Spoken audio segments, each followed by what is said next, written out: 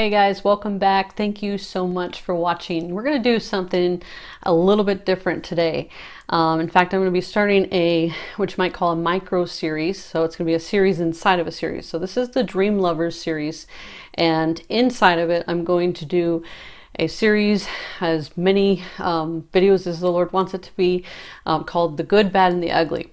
And basically, that's just going to be kind of a little experiences that I've had on my dream journey so far. So if you see it titled Good, Bad, and the Ugly, part 1, part 2, part 3, or whatever, that's what this is going to be about. Just me kind of sharing the good, the bad, and the ugly, about, testimonies of times I had dreams, thought I understood, times I dreamed and I did understand and saw something come to pass. Okay, so that's what we're going to be doing. It's kind of a humbling series to be doing. I'm like, did I do something wrong that you want me to keep coming on here and humbling myself and talking about all the times that I've been wrong?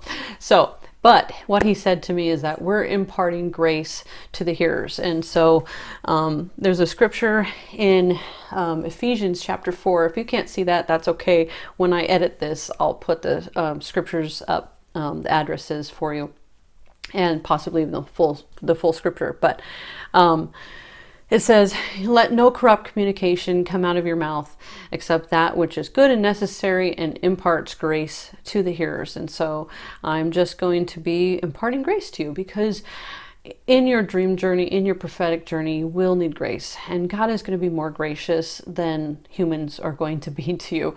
And so that just another reminder to just be solely 100% all in with him. Let his thoughts about you and his view of you be what is, the top priority in your mind, not what other people are talking about. And I have that we're kind of skipping ahead here in my my notes, but our journey is very intimate, very personal, and we should just have a blindfold on to what the world thinks, what our Christian brothers and sisters think, as long as we know 100% that we're walking with the Lord, that we are waking up every day to live for him and to please him and do as he is saying, knowing our hearts that we are in our prayer time, digging deep within ourselves first and foremost to remove the log from our eye, to become pure in heart so that we can see him, knowing just do your best and let God do the rest. Okay, so kind of having this blindfold on to everyone else's view and opinion, and I promise you'll get there. Okay, but you are going to make mistakes. You just are. I have made many mistakes. I have people who have given me grace with those mistakes and still watched me grow and watch God do mighty things. And I've had people who haven't offered grace towards me with those mistakes. But you are going to make mistakes, and it doesn't matter. Do your best. Let God do the rest. But this goes along with why I'm sure the scriptures say that a prophet has no honor in their hometown, right? They see you grow, they see you stumble, they saw you getting your diapers changed, when you were still peeing and pooping on yourself, and then suddenly you're someone who is a messenger of God, right? So but God is going to give us more grace than our brothers and sisters are, and so we're to be looking first and foremost to pleasing him. Okay, his grace is sufficient for us. In many times in my journey so far, and I'm sure it won't be the last, I'm sure there's a lot more to come, but I have pleaded and begged with the Lord about this gift, because it hasn't always felt like a blessing. There has been many painful, confusing, frustrating moments that I have asked the Lord to take this from me. Why did you do this to me? Why are you putting this on me? Kind of thing. Anyone who is, knee deep into it knows exactly what I'm talking about. But just like Paul said, and this isn't the same kind of thing, but he talks about the thorn in his flesh, okay? And how he pleaded with the Lord, and the Lord didn't take it from him. Instead, he said, my grace is sufficient for you. So his grace is sufficient for us as we are growing and being groomed in his giftings that he has placed. He has given us gifts so that we would learn how to use them. Okay, but there is grace definitely in learning how to do that. Just like right now, the thought that comes to mind is God is the piano teacher and we are the students. Of course, as a student, while he is teaching us how to play piano, we are going to stumble. We are going to make mistakes, okay, but he's going to be right alongside of us, coaching us, believing in us, right? Knowing that we can, knowing ourselves better than we do, and his grace is sufficient for us, okay? So I already talked about the blindfold and look up at him, not around, okay? His view is far more important than what someone else thinks of you, okay? Today, one of the first things that came to my mind that I wanted to talk about, and I don't have an exact dream because I have 6 or 7 dreams, and they were very short dreams. I had these dreams, I want to say 5 to 6-ish years ago, here and there. And not just then, but I mean throughout the 5 and 6 years. This is a recurring dream of something that that's taking place. But dreams of losing people or can't find someone, or maybe like even trying to reach them on the phone. Okay, sometimes that can be just you're trying to reach to God and you feel like if you're trying to dial on your phone, and you're trying to get a hold of your husband, or maybe even your dad, or maybe your pastor or something like that. Or maybe sometimes I've had a dream where I'm just trying to call on my phone and I can't figure it out, or no one's answering, or, those are kind of like a metaphoric situation of you can't reach someone, or you can't get an answer from the Lord, or you feel like no one's responding, whoever that person is, type thing. Okay, so similarly, losing someone in a dream or not being able to find someone can kind of translate to the same thing. Now, unfortunately, I didn't know that in the very beginning. And some of you may know that our youngest is adopted. And she was probably about 5 weeks old when they brought us to her, and she came with a brother. Her brother was 16 months older than her, and they were in our home at the time when we were just fostering. It was a fostering situation. We weren't sure where it was going to go with the biological parents, so it was just kind of tentative at the time. And I just, as soon as they came into my home, I started dreaming about how I lost them. I kept dreaming I lost them and couldn't find them anywhere. And so I did actually end up losing, so to speak, in, for lack of a better term, her brother. He had to go to another home for, reasons I can't discuss. But anyway, so we were able to, the Lord kept her in our home. We were able to keep her here. But I still kept dreaming that I lost her, that I couldn't find her. That type of thing. And so I was kind of newish into dream interpretation at the time. I had known, and you'll hear many stories about, even before 6 years ago with my breakdown breakthrough, the Lord had spoke to me through dreams. I just didn't really know how much he was speaking. But I will share testimonies of stuff that happened prior to 6 years ago. But in this case, I'm like, oh, okay, paying attention to every single dream, writing these things down. And so I strongly believed that I would not finalize an adoption with her. I believed that, the enemy was involved because of certain dreams that I had, and that he would he would make me lose her, so to speak. And so I believed this, and I told my husband this. And my husband, being a person who has seen some of my dreams come to pass at this point, I think really believed me as well. And so we really didn't know if we would adopt her. And I just kept having dreams that I lost her, couldn't find her. I'm looking for her everywhere. And so because of this situation, because foster care was involved in so many different, things, that was a strong possibility in my mind.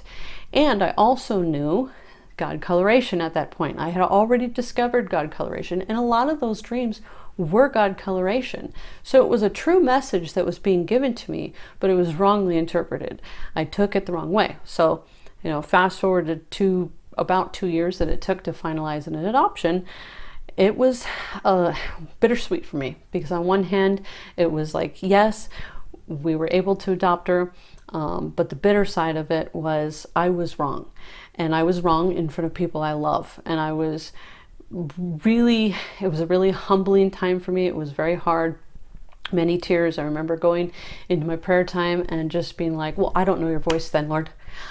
You know, just, and I heard him say as calm as can be, yes, you do. And he reminded me of a time, and he said, remember, and I'll tell you about this a little more in another video, but he said, do you remember when you worked at the factory and you knew you would lose your job, but you didn't know how? And I said, yes, you know. And so as time went on, I had a dream recently about Elizabeth that we lost her and then we found her, okay? And it occurred to me during that time, and most recently, as we have had many behavioral situations with her. She's got some, you know, some baggage, some spiritual baggage, and some things that, some physical baggage where, you know, some things that she suffered in utero have really, you know, taken a negative effect on her life. But we struggle with her behaviorally major time. Okay, so that's what that dream, or those dreams, were representing to me. They were telling me that I wouldn't be able to find her. I would feel that it's like this coming situation of, you're not gonna be able to reach her. You're not gonna be able to connect with her. What is wrong with this child? Have you ever said that? That kind of thing. Like, what is wrong with this person? It's that not connecting, so you can't find them, okay? And so I remember when I had the dream, where I found her, it still hadn't clicked just yet. And I was like, oh, okay, well, that's good. At least I find her, you know, and it kind of went on the back burner. Well, probably about 6 months ago, we had this really rough time with her. And I thought, Lord, I know what those dreams mean now. I know that they mean this, that I wouldn't be able to reach her. I wouldn't be able to find her. But if you could just give me a dream that would encourage me to know that things aren't always going to be this way, that maybe we'll find her, you know? Well, I had totally forgotten that I had had the dream that I found her. And so I was scrolling through dreams one night, as I do once in a while, looking through my dreams on Evernote. I'll just pick a random word, look up things, and that dream happened to be in my search that night. And it was a dream about how I'd lost her and we had found her and we're rejoicing. And so it was kind of like the Lord saying, look, I did tell you that things would not always be this way. So her behavioral problems, I've gotten better over time for sure. But it's still just one of those things that is like ongoing. You're just like, so. But anyway, so that's a really vulnerable story, and I really sum that up for you in a few minutes. And I don't know that you'll ever grasp the heartache and the frustration and the hurt and the pain and the vulnerability and the humility that took place, but it is all a growing process. And I love that God can use this for His glory to impart grace to you and show you that you're not the only one who makes mistakes or will make mistakes. And so, yeah. So there's that. So that was a metaphoric dream about losing someone. And if she had been my biological child and I had had that dream, it probably would have terrified me even more, because I wouldn't have considered, oh, foster care not working out. But then it would have been like, did they drown? You know, is my kid gonna die? You know, on all those horrible things. Okay, but then they don't always have to be this like major thing. You know, it's just a metaphoric language. And like I said, I think sometimes when we're emotionally involved, it is also hard to see. But here's what I did wrong. When I started having those dreams, I should have fasted and prayed and just asked for a specific answer from the Lord. I've done that on many other dreams. I've done that on many other situations. Why not that one? Well, a lot of the reason is it was like, maybe I don't want to know. Secondly, it was like, it's an emotionally involved thing. You're in the heat of it. You're in the mix of it. Third is just, sometimes you're just bogged down and you got a ton of dreams, right? Like I cannot fast and pray over every dream I have. I just can't. I have 3 to 5 a night, most nights. You know, I just don't have the time, and I would probably never eat. Okay. So that was a metaphoric idea. You're losing someone, you can't reach someone, you can't find someone, may translate to something else, not such a huge deal, okay? Obviously, you know, the behavioral issues do feel like a huge deal, but hey, it's better than actually losing that person.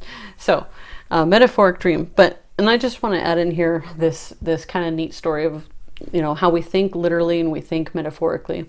I've been wanting to like add this in here somewhere. So this is a really fun story about my son.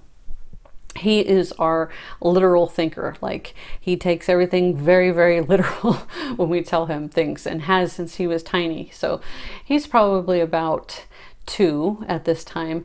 And we didn't know, but he had blood sugar problems. And so if he doesn't get a snack until this day, if he doesn't get a snack before bed at nighttime, he will wake up sick in the morning throwing up. So it took us many years to figure this out or understand what was going on. But anyway, he woke up one morning, and we lived in a trailer at this point, because my husband had just transferred jobs, and we were trying to work out like where we're going to live and this sort of thing. So we wanted to be close to his work. So we lived in this travel trailer, and he wanted chili so bad for dinner, but he had woke up throwing up in the morning. I was like, buddy, I don't think your stomach is going to be ready for chili, you know, because I'm not realizing that he just has a blood sugar thing. He needs something early in the morning, late at night, and life goes on. So I'm thinking he's got stomach flu or something, you know. So he wakes up, he's throwing up, but I'm making chili, and he really wanted my chili that night. And I told him, buddy, you know what? I want to make sure that you hold these crackers down first, okay? If you hold these crackers down, then I will give you some chili. Meaning, if you eat these crackers and you don't throw up, then you can have some chili. I didn't literally mean, you know, hold the crackers down. So we're all eating and stuff, and we turn behind us, because in the trailer behind us is the bed that he's laying on. Look behind us, and he is on his stomach, and he on the bed, and he's got these crackers in his hand, and he is, with everything in him, holding those crackers down. And my husband and I are like, what are you doing? He said, you told me to hold the crackers down. So that's just been this ongoing joke between us and all of our family and stuff. So, but he's such a wonderful young man, but he's our entertaining child. But anyway, so it's just funny how we think literally instead of metaphorically. I was just thinking, hey, if you eat those and don't throw up, you can have some chili. And he's like, wow, I don't know why, but Mom for some reason wants me to hold these crackers down, you know. And so when we're dreaming, you can remember that story. Hey, is this literal, Lord, or is this metaphoric? You know, because sometimes God will tell you to do something in a dream, and you got to kind of know, does he mean literally or does he mean metaphoric? Because we don't want to be like my son, holding those crackers down with everything in our life and missing the point. Okay, so, all right, well, that's it for today, and I will probably here and there be adding to this. Again, it will just say Good, Bad, and the Ugly, part 2, part 3, whatever, so you'll know what that is when you click on it. All right, thank you so much for watching. God bless. I will see you in other videos.